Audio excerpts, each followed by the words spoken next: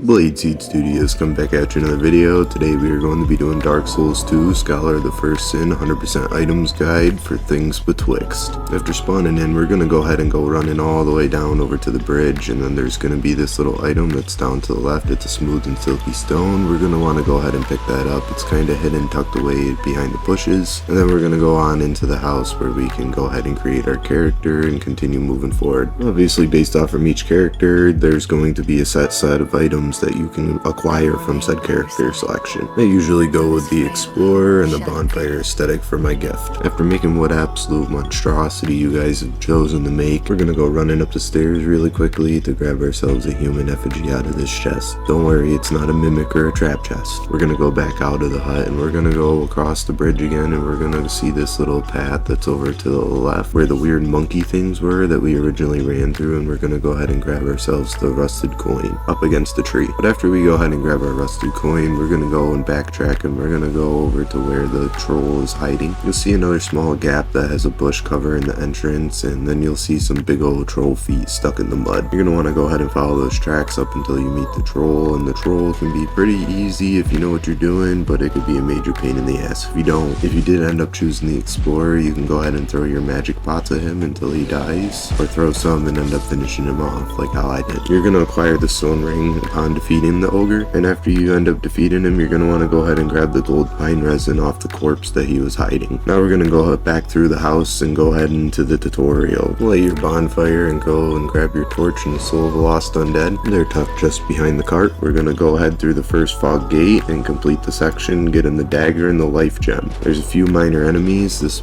area will teach you how to play Dark Souls 2, which obviously if we're watching 100% items guide, you guys already know how to do, I would presume. Here's the dagger pickup. Ironically enough, in the beginning of the game, I'll end up actually power stancing the two daggers from the Explorer kit. That kind of just helps me get through the first little bit of the game with no problems without needing to buy a weapon or find one early. Here's the life gem that we were going to pick up. I do want to mention that none of these enemies actually drop any items. There's really not all too much to the first tutorial area of this game. After getting through the first tutorial area, there's going to be a little nest that's off to the left and a ladder. We're going to want to make sure that we kick down the ladder. Now the nest is Smuggly the Crow, if you guys remember from Dark Souls 1. He's back. We're gonna go ahead and leave him the small, smooth, and silky stone, but he does have a large variety of other trades that you can do with him. But before we end up going down the ladder, we're gonna want to drop down onto this ledge that's off to the right a little bit, and we're gonna acquire ourselves the soul of the Nameless Soldier.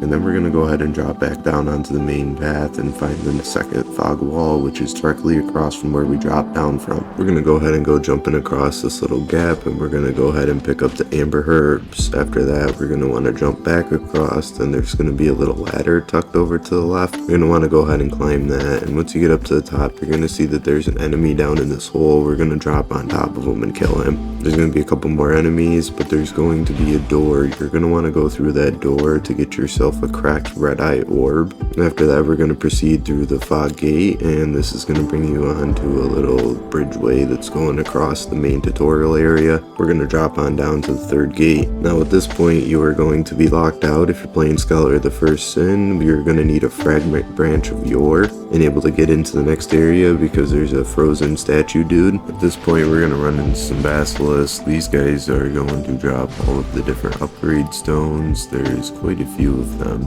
It is a relatively rare drop, however. We're going to go ahead and kick over this log, and we're going to go running across there's going to be a few more basilisks and a couple more random enemies over here. Go ahead and drop down into this hole, and we're going to pick up an Estus Flash shard. We're going to go running on through the rest of the tutorial and go through the fog wall, and we're going to go running out here, and there's going to be two ogres. We're going to want to go ahead and take those guys out. After you take those guys out, there's going to be a pursuer down in the area where the first ogre was. The pursuer is going to drop you a Twinkle and Titanite, and then there's going to be a coffin over at the end of it, and the coffin is a sex-changing coffin. So yeah, we're going to skip over that. We're going to go running back up this path, and to the right there's going to be another tree to knock over. Go ahead and knock that over, and then we're going to bounce on over back over to the hut where all the witches are. We're going to talk to this lady right here, and she's going to go ahead and give us the handmade ladle. Now, normally this would be the end of the tutorial area. However, if you go back and light all of the torch areas, a red phantom will spawn that upon killing him will give you a petrified something. But anyways, I'm Seed Studios. Thanks for watching my 100% items guide, and I'm out.